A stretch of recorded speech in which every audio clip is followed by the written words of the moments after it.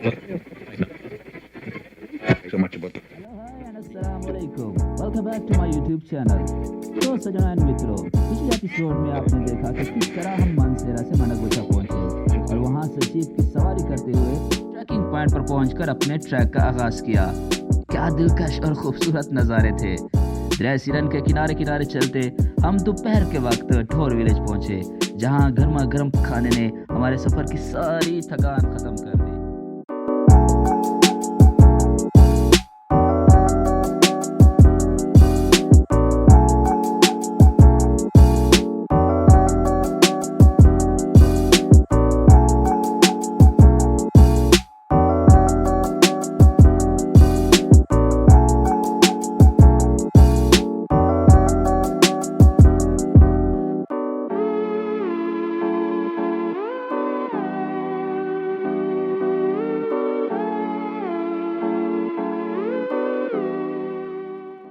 Okay जनाब, हमने अपना सफ़र दोबारा शुरू कर दिया है। अब हम जाएंगे अपने नेक्स्ट मुकाम छरी गांव तक, जो कि हमारा बेस कैंप है खंडा पीक के लिए।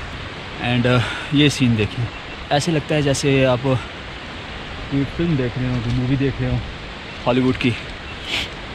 यहाँ पर मुझे ड्रोन बहुत याद आ रहा है। अगर यहाँ पर ड्रोन कैमरा होता मेरे पास तो मज़े आ जाने थे। हमें एक और पार्टी ने भी ज्वाइन किया है, वो हमारे पीछे थी। 3 मर्द हैं और ग़ालिबन वो भी खंडा पीक के लिए ही आ रहे हैं। हम यहाँ रुके हुए थे तो उन्होंने हमें ज्वाइन किया है। फ़िलहाल वो यहाँ ब्रेक ले रहे हैं और फिर बाद में वो हमें ज्वाइन करेंगे।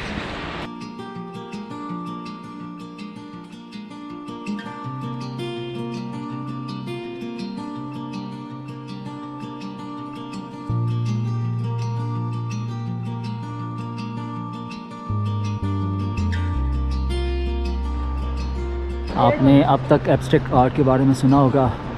हमने ये इतनी बड़ी पेंटिंग देखी है यहाँ पर, जो कि तजरीदी आर्ट का नमूना है। तह दर तह चट्टानें हैं और उन पर फूल और खिज़ां रसीदा गिरते पत्ते। वाह, इट्स अमेजिंग, रियली अमेजिंग। ये हमारे साथ सामरी जादूगर जा रहे हैं। ये अभी उड़ेंगे। इनके लिए ही ये हवा तेज़ तेज़ चलना शुरू हुई है। आपको महसूस भी हो रहा होगा हवा का शोर, पत्तों का झड़ना क्या नज़ारे पेश कर रहा है।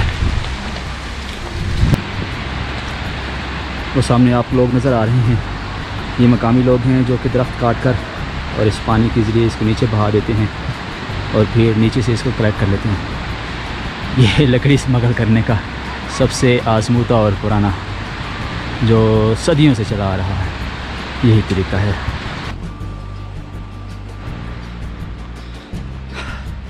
ये ट्रैक आपको सुनसान नहीं मिलता। यहाँ पर आपको जा बजा मकामी अफराद मिलेंगे जो अपना माल मवेशी लेकर उनको चराने के लिए ऊपर ले जाते हैं।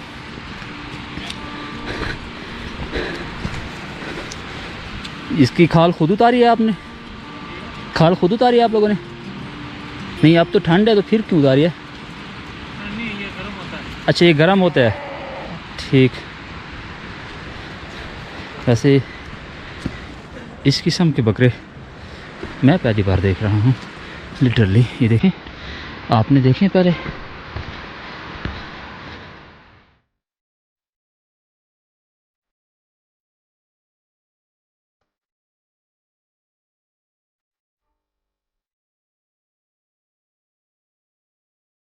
और के बाद हम मुसलसल कोई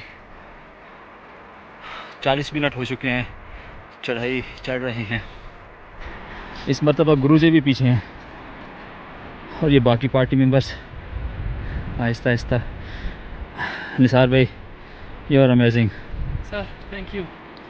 रियली रियली इम्प्रेसिव, माशाल्लाह सर, माशाल्लाह। मैं हमेशा ये बात कहता रहता हूँ, फिर कहूँगा कि ये टोटली विल पावर है। ये आपकी टांगे वांगे जवाब दे जाती हैं, कोई मायने नहीं रखती।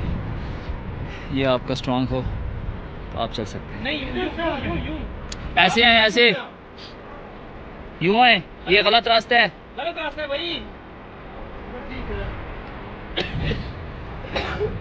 गलत रास्ते बहुत थका देते हैं।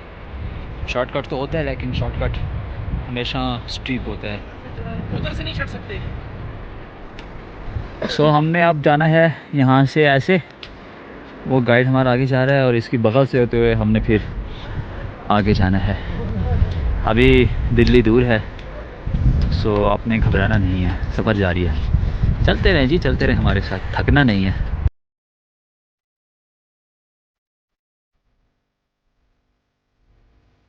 मुझे कह लेने दीजिए कि वादी सिरन का ये दिलकश ट्रैक किसी कुंवारी हसीना के अनछुए हुस्न की मानंद था। इस ट्रैक पर कभी थका देने वाली चढ़ाइयाँ तो कभी हसीन और दिलफरेब सब्ज़ाज़ार आपको होशो खिरा से बेगाना कर देते हैं। लेकिन इसका ये मतलब हरगिज़ नहीं कि आप बिल्कुल ही डी ट्रैक हो जाएं। देखिए ना, हम डी ट्रैक हो गए हैं। बेसिकली हमने ऐसे आना है नीचे से, क्योंकि यहाँ से रास्ता नहीं है। कहाँ से आना है?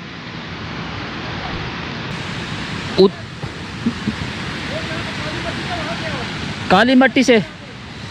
हाँ, डी ट्रैक हो गए जी। ये देखिए ना, पीछे रहने का, बैक बेंचर होने का यही नुकसान है कि आप नुकसान में आ जाते हैं।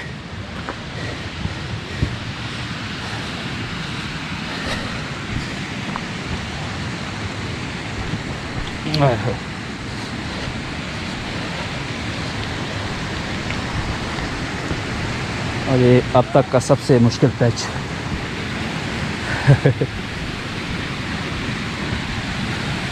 हकीकत में अब तक का सबसे मुश्किल पैच था।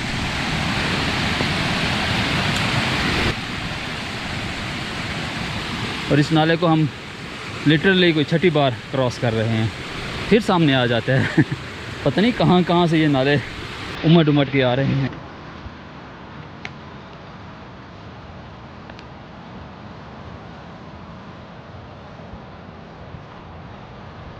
सारा रास्ता पथरीली चट्टानों वाले ट्रैक की बात। कच्ची मिट्टी वाली पगडंडी मिली तो दिल ने चाहा काश आगे सारा रास्ता ऐसा ही हो।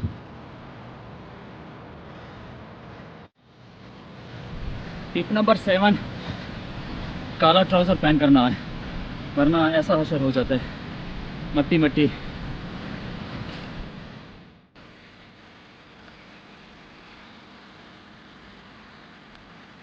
खंडा पीक के इस ट्रैक पर आपको रिवायती मेहमान नवाजी जा बचा देखने को मिलती है। ट्रैक पर मिलने वाला हर शख्स न सिर्फ आपको रास्ते की रहनुमाई देता है, बल्कि साथ साथ में खाने की ऑफर भी करता है।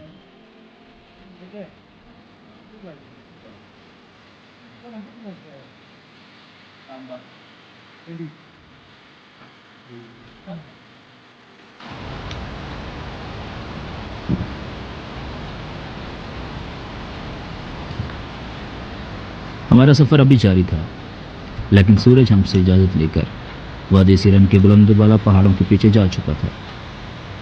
टीम मेंबर्स पिछले 6 घंटों से मुसलसल चल चल के अब थकने लगे थे। चुनाचे एक खुली जगह पहुंचकर मशवरे के बहाने सुस्ताने लगे। 4:30 बज रहे हैं शाम के। अभी थोड़ी देर पहले ही नीचे गांव से असर की अज़ानें सुनाई दी हैं और इस वक्त हम तकरीबन छरी से 1.5 घंटे के फासले पर हैं तकरीबन। ये जो सामने आपको जंगल नज़र आ रहा है, हमने इसकी बगल से होकर और इस चोटी की बैक साइड पर जाना है। और वो जो आपको पीक नज़र आ रही है, that is basically Khanda peak, जिसको छोटा केटू भी कहते हैं। इसकी जो शेप है वो केटू की तरह है, कहा जाता है, एक परसेप्शन है। अब आई डोंट नो, मैंने तो बहरहाल इसको कह दिया। तो अभी हमने जाना है इंशाल्लाह। हमारा पक्का प्रोग्राम है कि मगरिब तक हम पहुंच जाएं छरी, या मगरिब से थोड़ा देर, तो उसके बाद फिर खाना खा के आराम से सो जाएंगे। और फिर उसके बाद हमारे जो ग्रुप लीडर हैं कमाल हैदर भाई, वो डिसाइड करेंगे कि हमने सुबह इस फाइनल समिट के लिए कितने बजे निकलना है। तो आपकी और मेरी अब अगली मुलाकात छरी जाके ही होगी, अगर उस वक्त तक डे लाइट हुई तो। वरना अगली किस्त में मिलते हैं। इससे आगे का सारा ट्रैक घने जंगल में था, चुनाचे अंधेरा फैलते ही चिरागों में रोशनी न रही। तो इजाज़त, मिलते हैं फिर अगले किस्त में।